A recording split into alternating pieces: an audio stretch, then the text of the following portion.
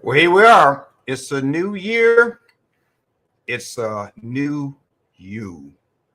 2022. Obviously, you understand that it is the year of no excuses. We must inspire until we expire. Thank you for joining me on Win with Willie Leadership Talk Show today. What a great year it is for 2022. See, what we do not see, what most of us never suspect of existing, is a silent but irresistible power which comes to the rescue of those who fight on in the face of discouragement. We all have that silent, irresistible power to fight on in the face of discouragement and opposition. And Win with Willie Leadership Talk Show is all about encouraging us to fight on, to lead on, to serve on, grow on, reaching our fullest God given potential and becoming the best version of ourselves. The best gift you can give your family, your community, and your organization is the best version of yourself. How do we become the best version of ourselves? I'm so grateful that you asked.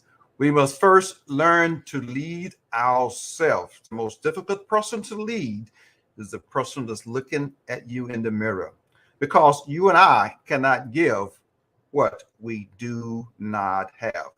Ladies and gentlemen, today, this is a very special day because I have with me, I hear him tell you right now, ladies and gentlemen, get ready, get ready, get ready. I know you've heard TD Jakes say that quite some time, but today I have with me in the studio the great, the wonderful, my brother, my friend, Pastor Earnest B. Morgan. Before he talked, let me share some things about this awesome gentleman that's in the show with me today. Now, he got to Texas as fast as he could because he was born in Armory, Mississippi, to Wilbert and Melissa Morgan Strong. Ernest is the oldest of five wonderful brothers. In 1996, he married Cecilia Standifer, the love of his life. God has truly blessed and honored them with two amazing children, Taylor and Tyler.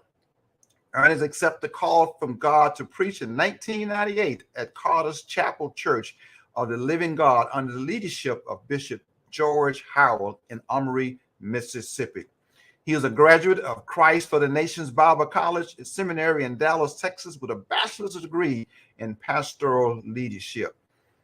Ernest is a motivational speaker, not only to business and executive, but to sports teams as well. In 2013, Ernest was invited to be the keynote speaker at the GoDaddy.com Bowl to speak to both Arkansas State and Northern Illinois football programs before the big game in Mobile, Alabama. But listen to this. Now, he's a motivational speaker. He's a wonderful pastor, but he's world famous for his award-winning barbecue, which both he and Lady Cecilia owned and operated 5 barbecue restaurants in Mississippi before moving to Texas. Currently, though, in Frisco, Texas, he owned and operates Earnest B's Barbecue Catering in Frisco.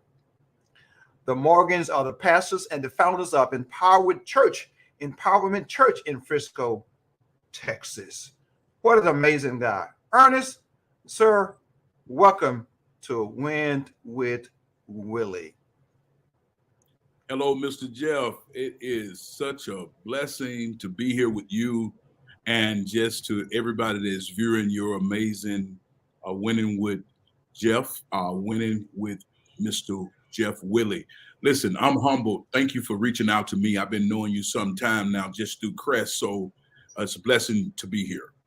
Well, absolutely. It is an absolute honor to have you. I tell you what, I know I sent you a bank of questions that we're going to talk about, but you understand we are both communicators and we'll probably go off script quite a bit.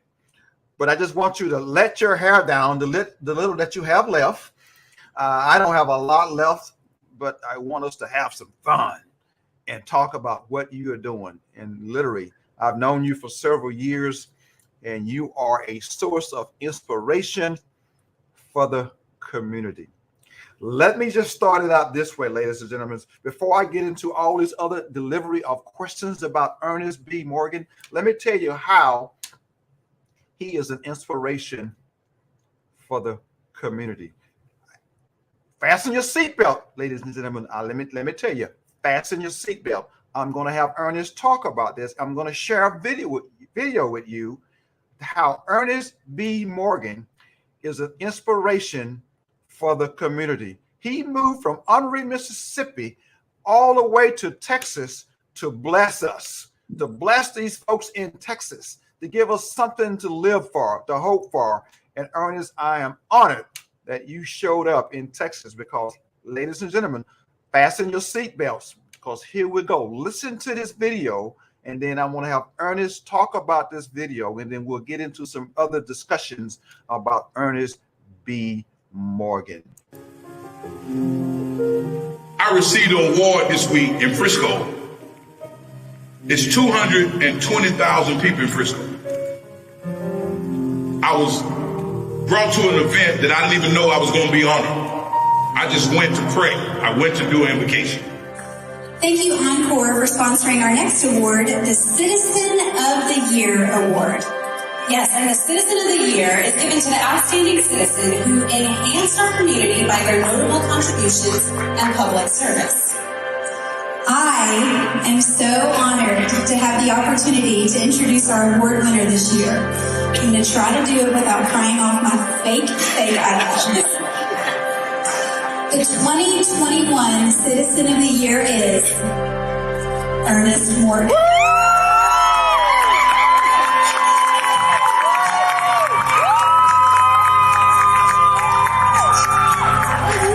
See, I haven't been perfect, and you haven't been perfect, but we share something together.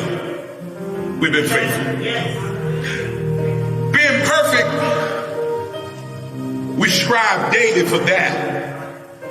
But faithfulness will pay. In one season, I'm a citizen of the year.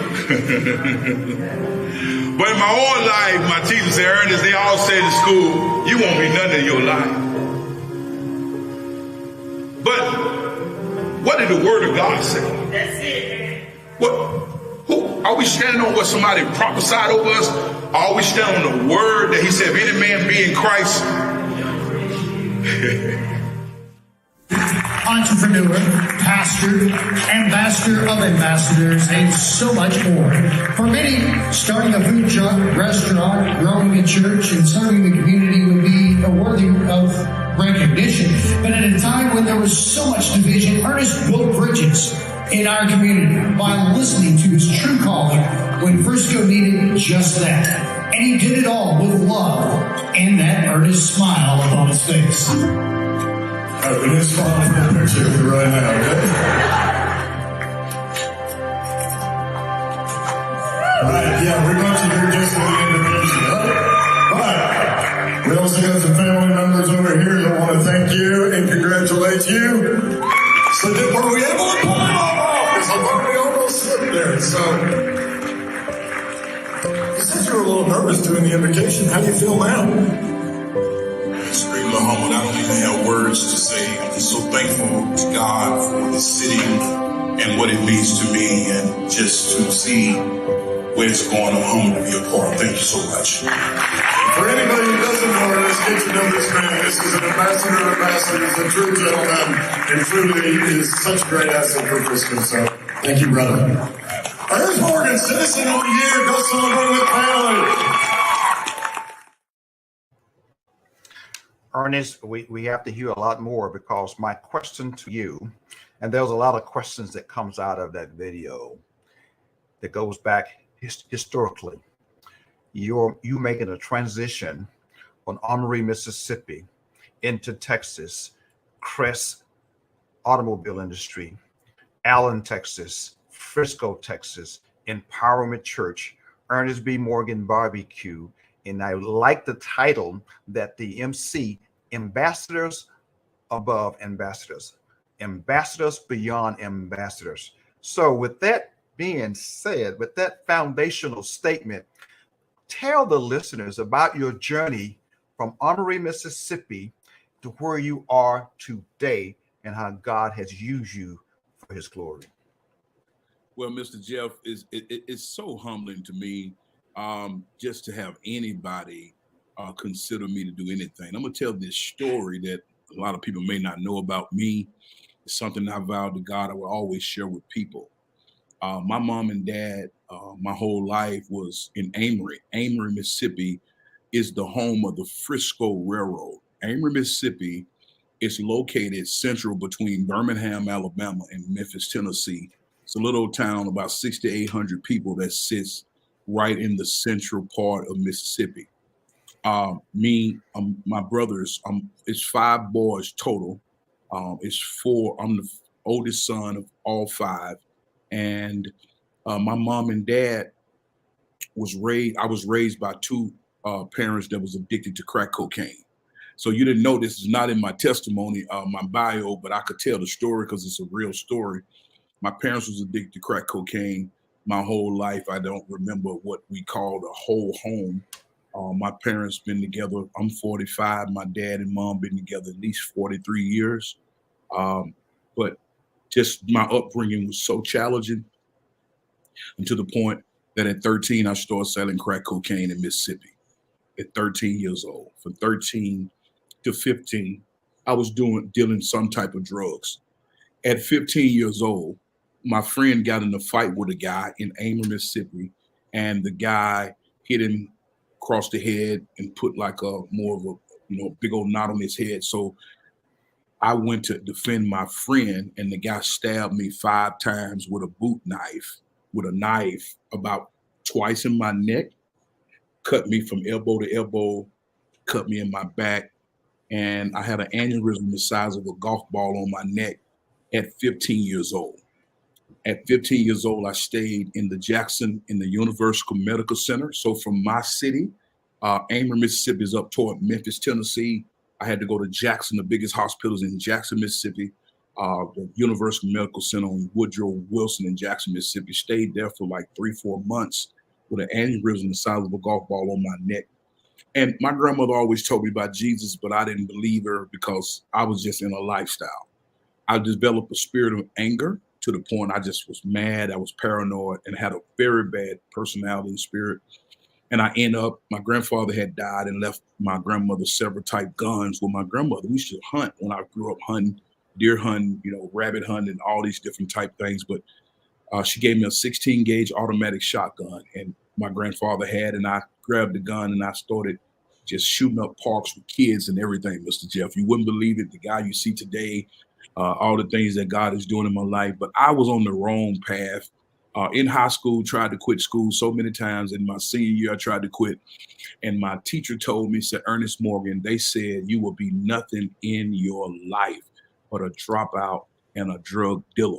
And based on my environment, based on my parents, based on who I was, statistics say I would just do that. But some kind of way, God changed my life. My high school football coach, he found one thing that was positive about me, Mr. Jeff.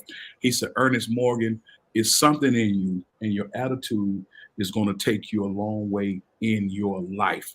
And so what I did, my high school football coach started making me wear a necktie. All of our team, my senior year, started wearing neckties and coats and stuff to school every Friday for football game. And we ended up winning the 3A state championship, 15-0. They made me the team captain, and I started doing motivational speaking to our high school team. Now, my parents was on drugs. My high school year, I don't remember my parents being supportive. I don't remember something as simple as getting my portraits, like when they would send home proofs.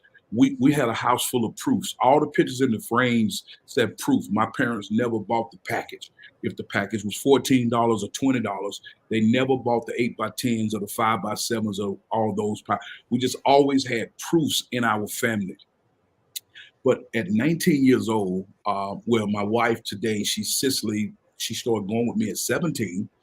And she seen something in me, and it's just a long story. But we end up start dating at 17, and at 19, I married her with no job, a crack dealer, God had saved me, and I had no career. My wife today, after 25 years, she told me something is in you, Ernest, and I'm gonna stick with you. So we've been together 27 years.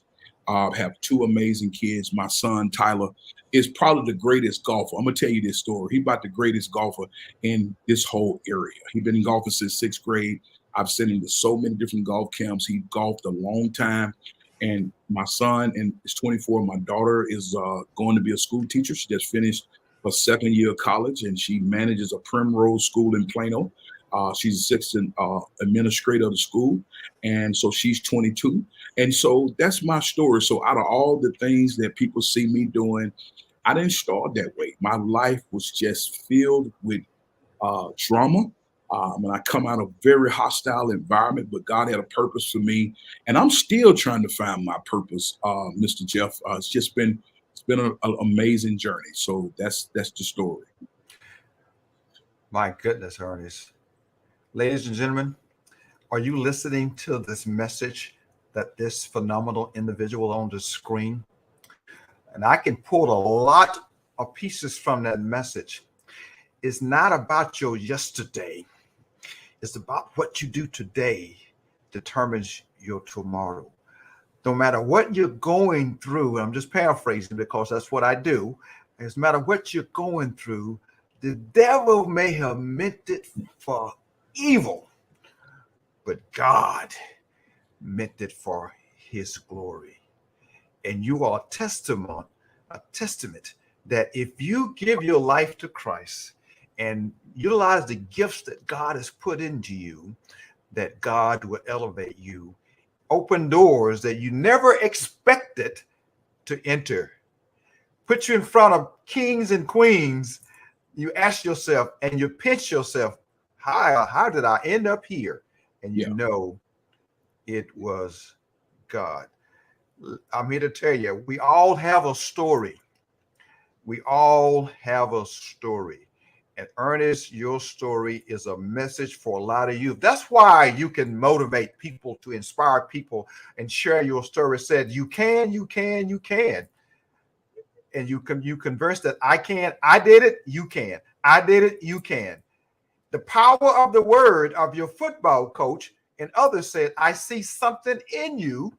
That's why I use the title of the show, Inspire Until We Expire. Speak life into people. And your football coach said, I see something in you. And that was the catalyst. God started using that voice, the power of words. I wrote an article about the power of words. Life and death is what? Are in the words. And you are a testament of that. Someone spoke into you, and look where you are today, and someone stuck with you. I know the movie is going to come out soon. We got to start prepping for the movie. I'm not sure exactly when, but I can, if you would like for me, I can play you, or I can maybe get Denzel Washington to play you. Which one you prefer? Denzel Washington will probably be there. I'm not sure. Morgan Freeman might be a little too old right now to play you, but Denzel Washington still have a youthful look at the age of 67, 68. I think he can still play the part of Ernest B. Morgan in the movie script. So, yeah, you are inspiring to me. There's a lot more we can talk about. There's a lot more you can share, but I'm sure you're writing this down in a book somewhere. The amazing what happened to you in youth, and the devil meant it for evil. And look how God has elevated you for Citizen of the Year. Now let's talk about that. You were chosen for Citizen of the Year in Frisco, Texas. Kind of share with my audience, how did that happen and how did that come about? You've shared some bits and pieces with me, but I want you to share with my audience, because you did not expect, somebody kept a secret from you, didn't they? Yes, sir. Talk about Mr. that for a moment. I humbly, I thank God for all the things that, has happened in my life. And again, I told that amazing story of grace and mercy. If I could write a book, I would say Amazing Grace, because that's what has been in my life. Now I'm gonna tell this part of the story. And so over a 8-year period, me and my wife in Mississippi, we own 5 locations of Earnest Barbecue Catering. And, Mississippi is a great place, but I always saw more. I just always wanted more, based on my upbringing. I thought I was the person that God would use in my city to save the city. And my mind was always expansion. I've always seen more. I've always had a vision to see, more happen for our town. I had a love for my town. And because I was raised there, I felt like I was called to the city. But reality is, for 8 years, me and my wife had 5 locations. Our largest store was in Tupelo, Mississippi. That's the home of birthplace of Elvis Presley. I had 21 full-time employees work for me at Earnest B's in Tupelo, Mississippi. But always done okay. Me and my wife lived a great life. My kids would always have a nice home, all that type stuff. But at the end of the day, it still was a tap on what I could do. Just like I would get to a certain place and it just tap out. And so my wife and I started seeing our business decline because, our city wasn't growing population wise, 600 to 800 people, average income in Mississippi is below 30K, and we trying to get up. And I had been living in Dallas back in 04, 05, 06, 07, where I saw African-Americans really living well. And I made more finance in Dallas when I was in Bible college. So anyway, we went back home and I did all I did. Well, in 2015, we saw the business continue to decline. My wife said, hey, let's just liquidate what we have, take the losses we need to take, and hey, let's go back to Texas. So I called up Chris. When I was in Bible college in 04, I worked at Duncanville Ford, where the general sales manager at Duncanville Ford was Duncan McPhail. He lived in Ponda, Texas. It's a white guy from Canada, and I'm a black guy from Mississippi. And in some kind of way, he liked me, and he just started noticing me. And I'd done well as an intern in college, and I was working for him at the same time. And so God allowed me to go back to Mississippi after me and Duncan parted ways. And I called Duncan after 13 years and said, hey, we coming back to Texas. He said, well, I work for a place called Crest Cadillac Infinity in Plano, Texas on 75 in Parker. He said, man, if you coming back to Dallas, you got to come work for me. I'll give you opportunity.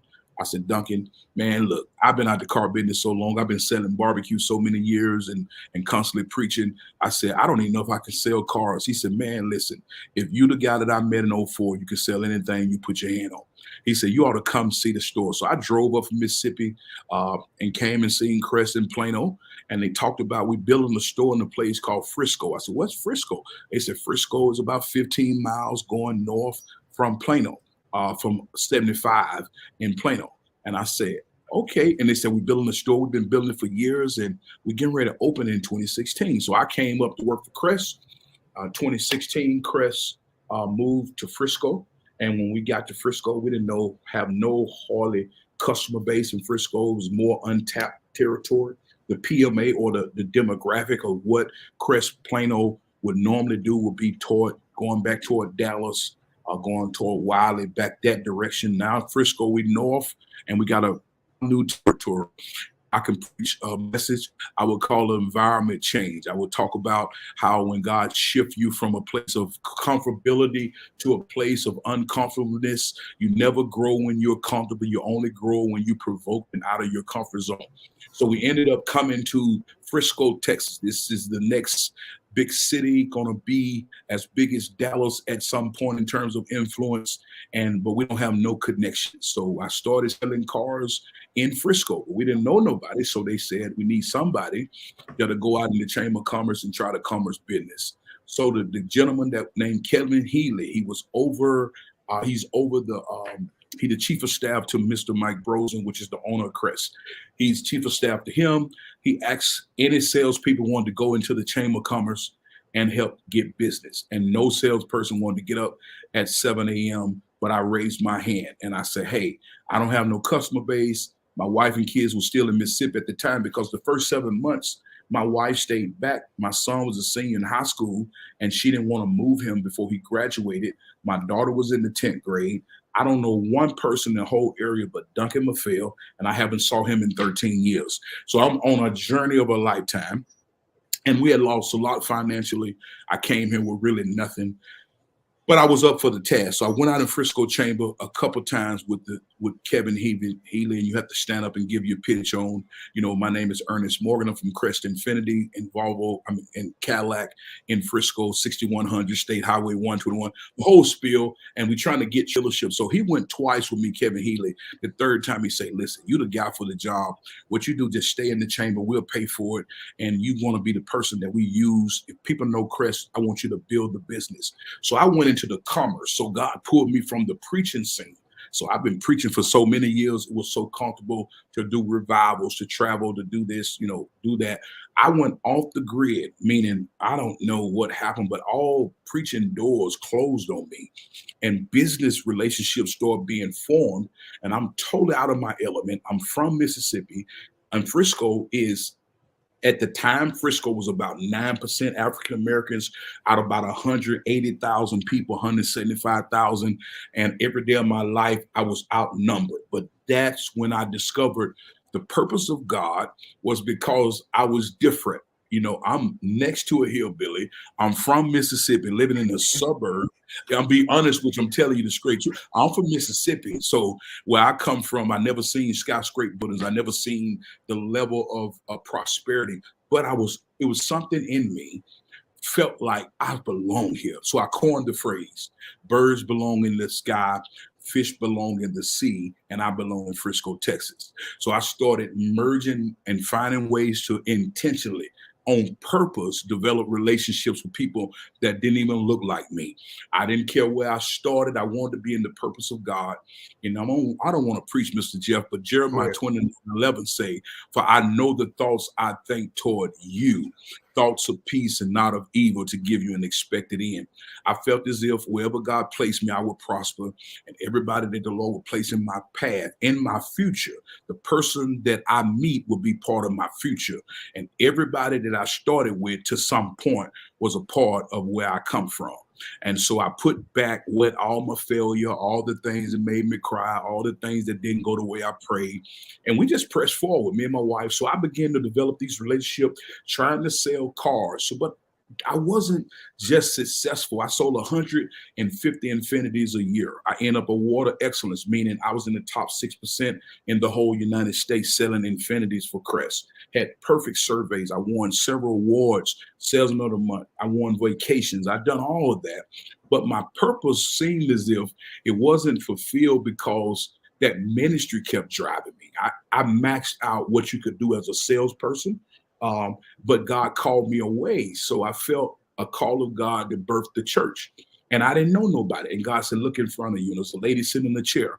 It was a guy walking across the showroom. So I started the church with the people that bought cars from me. And that was 5 years ago with the customers of Crest. And basically everything, if I write a book, another book will say it all started with Crest, because everything that I do in Frisco started with the relationship with Crest. Everything I do, all of my context was directly from the source of this dealership. So that's the part how that happened. And then I began to just do a lot of things. We went all of 2019. I took a group from Frisco down to the Bridge homeless shelter on Cadiz and Griffin, and we will feed every single week for 1 year. I mean, in every week we feed from 100 to 300 people every week, rain, sleet, snow, or hail. We never missed a Saturday. A group from our church would feed homeless people, because I wanted people in Frisco to see people that was living in the same area, in the same DFW, but didn't have the same privilege. So I didn't want to take for granted the opportunity. So I would take people out of the suburb down to the homeless shelter and feed people, because my mission of our church was to go serve and to love. Go serve, love. That's something that I felt as if God had placed in my life. And so we took people from Frisco to Dallas, and I began to do work in the city. I started trying to intentionally build relationships, whatever I can do to volunteer for a nonprofit, make a donation to somebody, with less fortunate, team up with this and donate this, donate that, donate time, and just give my perspective on things. In 2020, COVID hit.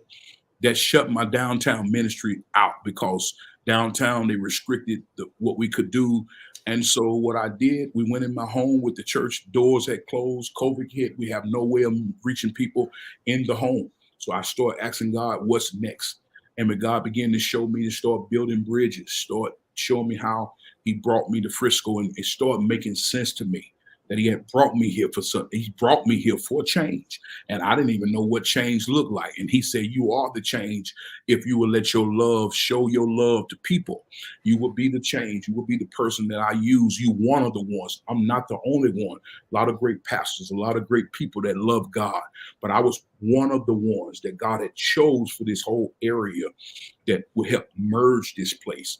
And I just started loving passionately, loving people, doing what I could, and trying to find ways to retard any violence. So George Floyd, in the midst of COVID, George Floyd situation happened. We all quarantined in the house, and they was right here in Frisco, getting ready to trying to do a peaceful protest on El Dorado. Now watch this, on El Dorado, they getting ready to protest. In January 2020, probably about the 15th or 16th of January, when COVID first was coming out of Wuhan into the United States, we was at Frisco. I'm in the chamber. I'm in Frisco Rotary Club, and they meet in my restaurant now, but it was Crest Bistro in the event center. I'm in Rotary. The chief of police in Frisco came and sat at the table with me. It was in my spirit because 2019 I got my ministry shut down in downtown, and I was trying to move north. And how can I start being service based in this area? So the chief sat at my table, and I said, Chief Shilson, I don't know you, you don't know me, but I'm Pastor Earnest. I've been in Frisco, finna be 5 years now at the time. And I said, I want to do something for the police. He said, okay, let me check my schedule and I'll get back with you. Well, that never happened. COVID hit. We kind of got our schedules all mixed up. He came back in February. They was under another police and a firefighter. Him and the chief of fire was here. And I asked him again, that second time, sir, I want to still feed the police. He said, Mr. Pastor Morgan, I'm sorry. I missed you the last time. Let me get back with you. And COVID kept getting worse and our schedules got crossed. I never could get with him. And when George Floyd died, they getting ready to protest in Frisco. And I got a phone call from another gentleman and say, hey, Pastor Earnest, are you going to go to the protest? I said, no, I'm going to go pray. I'm from Mississippi, where racism started. I've been protesting my whole life. I come out of violence. That's not what I'm called to do in this city. I'm going to go home and pray. Now watch this, Mr. Jeff. This is when the change really happened. I'm sitting at home praying. I'm on my laptop and watching Chief Shilson and the mayor of Frisco, Mr. Jeff Cheney. They marching up El Dorado. It's 4,000 people behind them in a peaceful protest. Could have potentially just caused a riot that took Frisco out. And while I'm praying, the Spirit of God, and I know it was God, said, feed the police, call him now. I didn't even have Chief Shilson's number. I went on Facebook and I inboxed him an e-card. This Pastor Earnest, I talked to you twice this year about feeding the police. Can I feed the police? Now, this is why George Floyd, they riding all over the country. He called my house that night and he said, Pastor Earnest, what can you do to help us? I said, I want to come in Frisco. I want to come into PD. I just want to love on the police department. I want to love. Now, this is against my, I'm an African-American guy. George Floyd is African-American. Our people are really outraged across the country. This wasn't about feeling. Now, all of a sudden, this is about what is my call? See, people don't understand you're called to do something. And my call wasn't to protest. There are other people that protest. My call was to do what I could to save this city. And it was one act of obedience that built bridges throughout Frisco. So I fed 100 police inside of Frisco PD. They opened up the PD, let me inside the courtyard. All these different groups, Rotary Club, Frisco Chamber, Frisco Arts, all the clubs that I deal with, they sent volunteers. And of course, the Empowerment Church, my church, we was all there. We fed 100 police and the staff. The mayor showed, the council showed. All the major people in Frisco showed up to an event that wasn't even scheduled on calendar, but it was scheduled in the kingdom. Now watch this. The date that they chose, the date that they supposed to have been having the Frisco Police Department banquet was on Juneteenth, 2020. Now, you know what Juneteenth means. Oh my and goodness. I was feeding police on Juneteenth inside of Frisco PD. And the next week, so we fed over 200 that day. The next week, I fed 9 fire stations, all 9 stations in Frisco, over 115 firefighters. I hand deliver barbecue to each station. We donated all the food with other churches and different people that supported me. Potter's House North, Hope Fellowship Church, several attorneys in the city. They funded the whole deal, and the bridges began to be built. And I wanted them to know that I had been through all kinds of stuff in my life.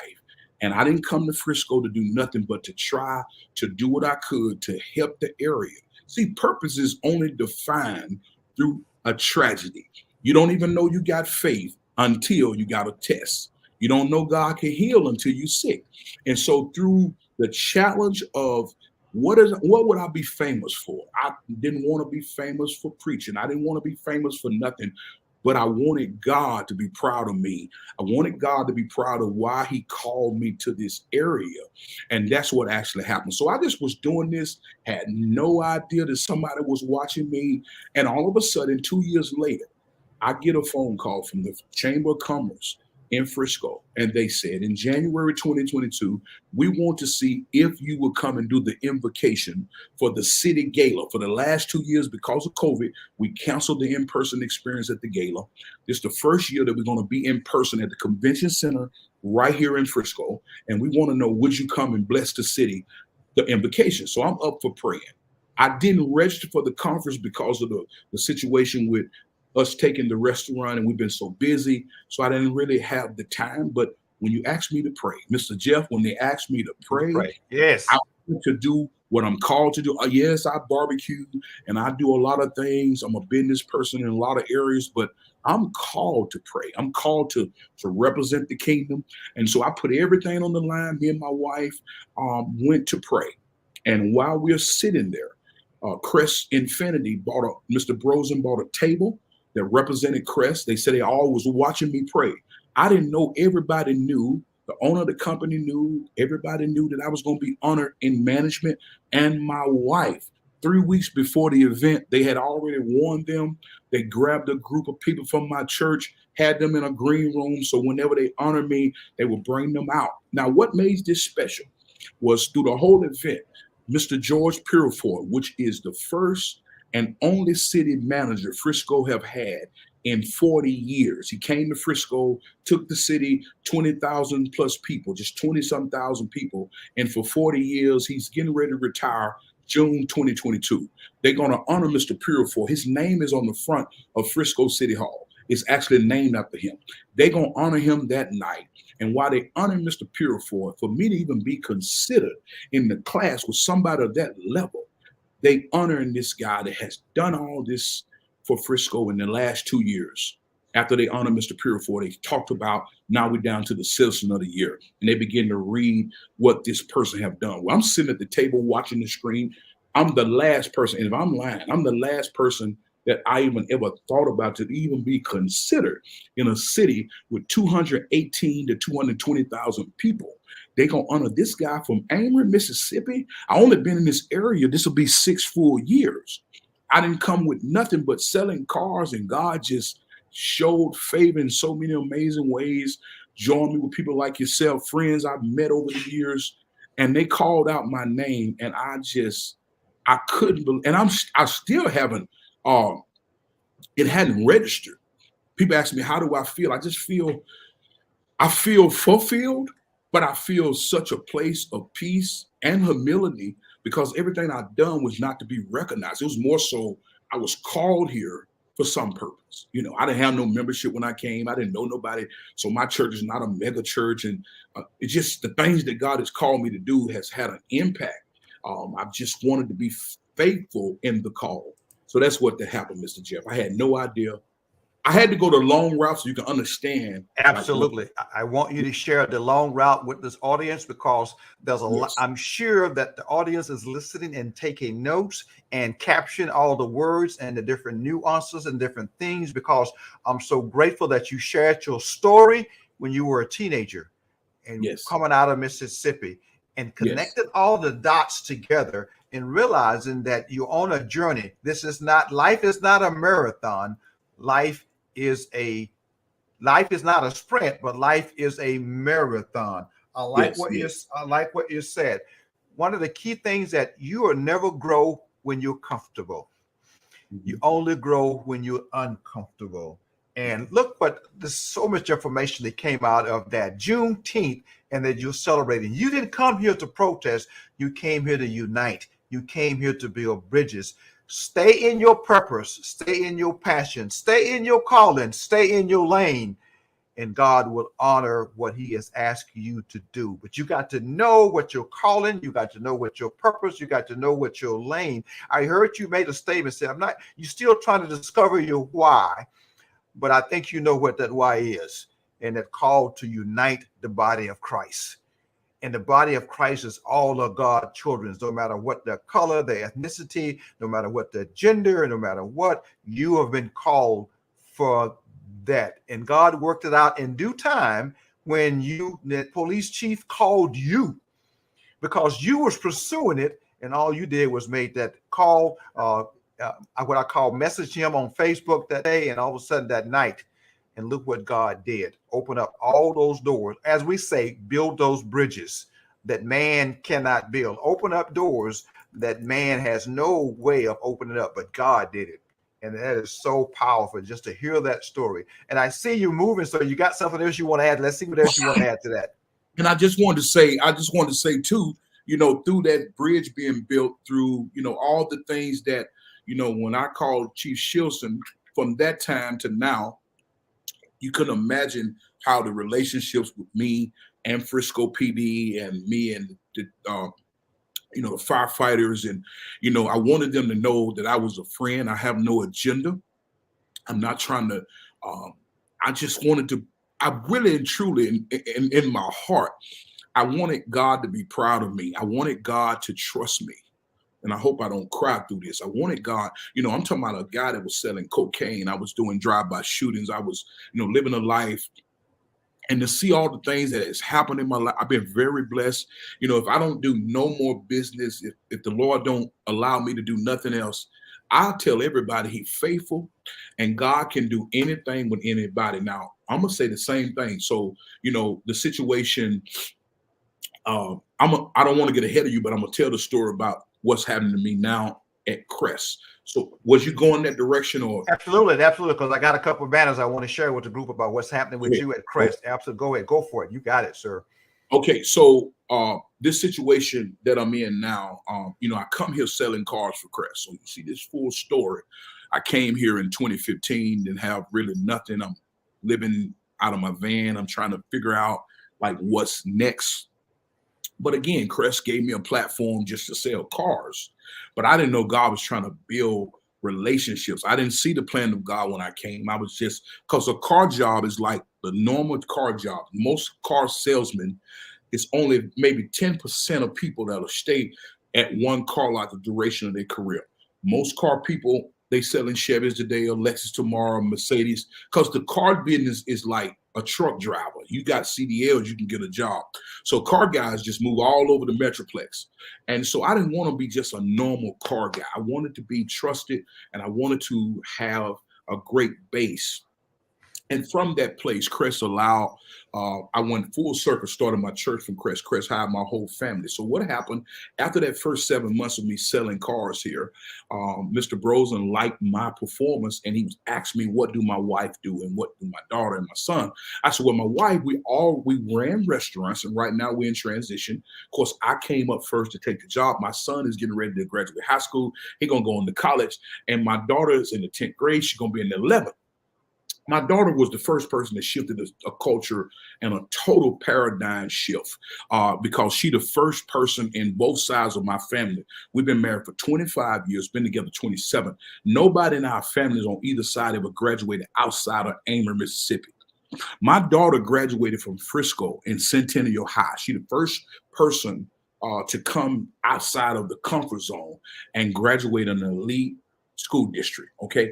And that was a stretch. It was painful, but we done it. They hired my wife and daughter on Saturdays to come in and run the bistro at Crest. Crest brought my wife in to help open the bistro and the event center, the restaurant area, because of our background at Earnest B's. I heard Bishop T.D. Jakes preach this message, and he said, nothing you've been through will be wasted. Now, we thought that when we closed our restaurants in Mississippi, we closed all that down, that chapter had ended. But no, that wasn't. When he tells Elijah, when the brook dried up, he tells him in First Kings, he said, get up from where you are and go to Zarephath, for I already commanded a widow woman to sustain you. And so he went from one place, and God had already prepared the next place. My wife came to open up this bistro for Crest, and I was selling cars in the front. They gave my son, when he came from college. So my son did 1 year college in Mississippi, and he transferred here to Frisco and started going to College to finish up. But they gave him a job at Crest as a valet. Later, he became the manager of all the valets. My son did. My wife was working in the cafe that we now own the restaurant that we now own inside of Crest.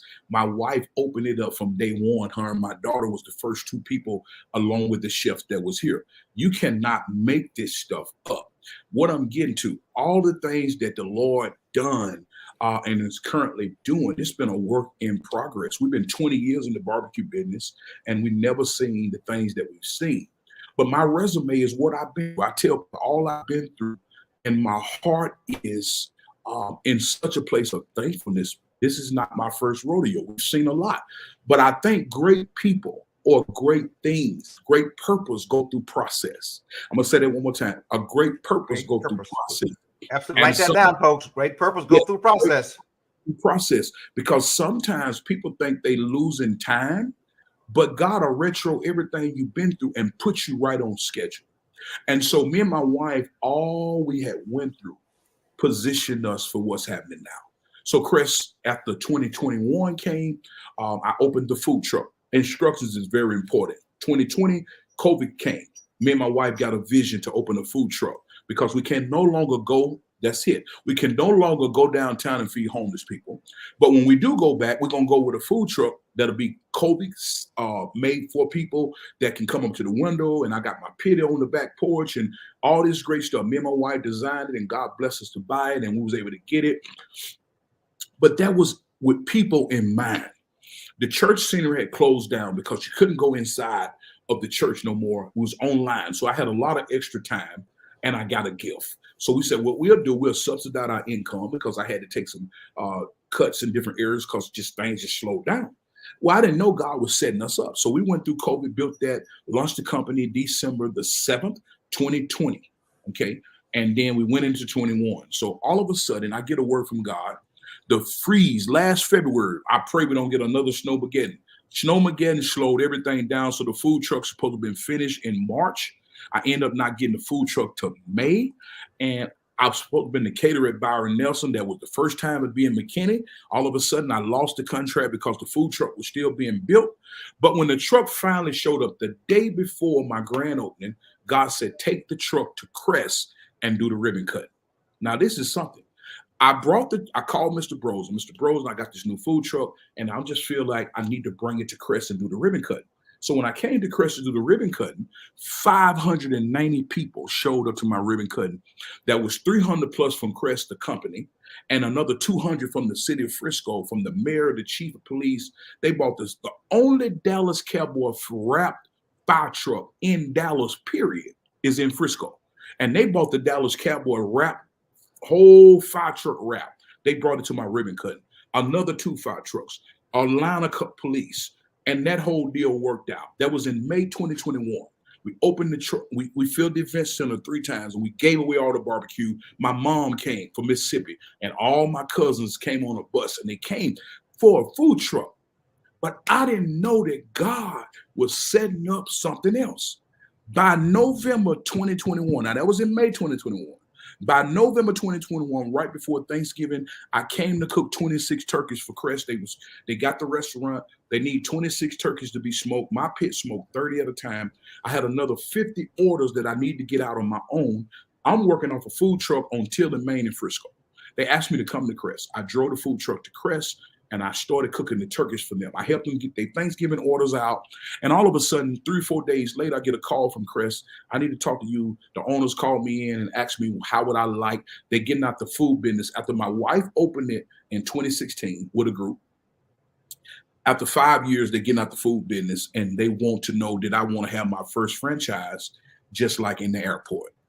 All of a sudden, my life changed forever.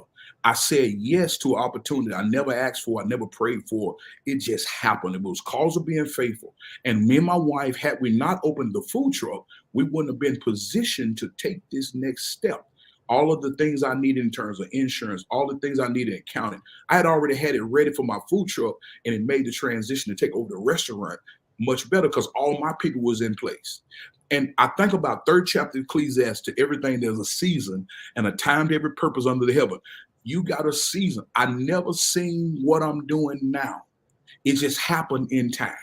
And so nothing we went through in Mississippi, it found out over time now that Mississippi was preparing us for Frisco. All the restaurant experience I had, that was my resume. Working with people, getting my recipe down. So I was able to 100% organically birth this new business with the same concept. I just expanded my mindset, expanded my vision plan, expanded my network, and God brought more people into my life. And so now on March the 4th, I'm closing out. On March the 4th, 2022, we're feeding 100 police officers inside of Crest Infinity in my restaurant. My grand opening is March the 22nd, 2022. But on the 4th of March, which is next Friday, we're feeding 100 police officers. They come into my restaurant to dine. For 3 hours, we got all PD coming in Crest, and they're going to sit down and eat barbecue with Earnest B. And the next week, go ahead, sir. No, go ahead, because I was going to show, man, absolutely. The next week, we got the servicemen going to come in from the fire department. Now, I don't have to go to them. I'm going to bring them to me. They're going to sit down and dine in my place because this is the next step of building bridges. I'm opening my table up and letting them sit with me. It started with just God saying, go to them. Now they coming to me. So that's already, the chief already called me. It's on their calendar and they coming on their shift. They're going to come eat what they want. I got people from the community coming to Earnest B's on the 4th of March. I got people from my church going to volunteer because my restaurant's still going to be open, but I'm going to have a buffet line in the restaurant that the servicemen can come through and they can get their food served without shutting the restaurant down. My staff will keep working for us, but I got volunteers that are going to serve the barbecue and it's all free. We just going to feed the police. I'm going to sow a seed because my restaurant ain't even open yet. March the 22nd is my grand opening. But I'm going to sow the seed first. First the blade, then the ear, then the full corn. So the seed we sowing is love. And so that's it, Mr. Jeff. Oh, my goodness. Well, let me share this video before I kind of add some points to that because I want to share this quick video right quick. And you might recognize this video so people will know, the audience will know where you are. And let's see what this video has to say about what you do. This is a video about you preparing because you are known for ribs. That's one of your, obviously you're a phenomenal cook and phenomenal chef, but you are world famous. And let me say this, world famous, not just nationally famous. You are world famous for ribs. People ask why I don't cook with the membrane on it because I think sometimes I do cook. If I get in a rush, I will cook fast to get to a certain place. And sometimes pulling the membrane off won't let the meat stay moist because the ribs are exposed to the heat. Because remember, the membrane is just a protector. It's like your skin. It's protecting everything internal. So the way I pull the membrane, you get your piece of paper towel, right? You go probably 1, 2, 3, third bone, 1, 2, 3. Get about middle ways and take your butter knife. And you see that? You pick that up like that. And you get to the end, right?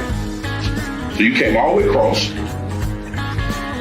And if you're good enough, you can get it all. But all you're trying to do is get a good handful. So once you go third bone, we go all the way across. So now you're in total control of that rib.